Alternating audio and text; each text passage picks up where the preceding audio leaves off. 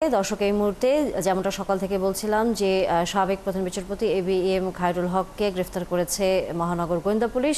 সেই বিষয়ে এই মুহূর্তে কথা বলছেন আইনজীবী শিশির মনির। আমরা সরাসরি যুক্ত হচ্ছি। কি আসলে অভিযোগটা কি?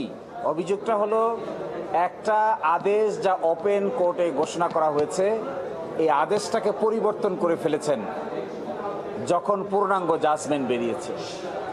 এই যে পরিবর্তন করে ফেলা, এই পরিবর্তন করে ফেলার মাধ্যমে যে ফ্রড করা হয়েছে, জুডিশিয়াল ফ্রড, এই ফ্রড আমরা কোনোভাবেই আর বিচার বিভাগ থেকে দেখতে চাই না।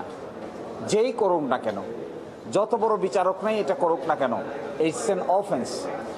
বিচারিক আদালতের ঘোষিত রায় পরবর্তীতে আরেকটা বিচার ছাড়া এইভাবে পরিবর্তন করে ফেলা যায় না, এবং আমি মনে করি it is কন্ডেমনেবল, it should not be done. এবং এরই ভিত্তিতে বাংলাদেশে সবচাইতে বিপজ্জনক ঘটনা যা ঘটেছে সেটি বলেছিলেন বিচারপতি টি.এইচ. খান। তিনি কেয়ারটেকার গভর্নমেন্টের মামলা অ্যামিকাস কিউরি ছিলেন।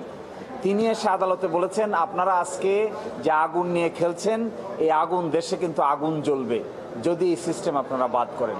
আপনারা দেখবেন বিগত 15 বছরে আমাদের এই মাতৃভূমিতে আগুনই জ্বলেছে, ভালো কিছু হয় নাই, কনস্ট্রাকটিভ কোনো কাজ হয় নাই।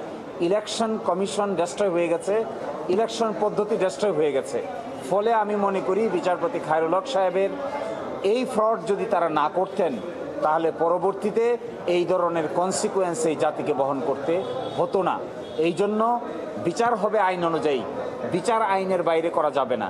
যে আইনে তিনি দোষী সাব্যস্ত হবেন সেই আইন অনুযায়ী তার বিচার করতে হবে। বিচারের ক্ষেত্রে আবার অবিচার যেন করা না হয়, সেটাও আমরা সতর্কতার সহিত বলতে চাই। কোনো ব্যক্তিকেই যেন তার অধিকার থেকে বঞ্চিত করা না হয়।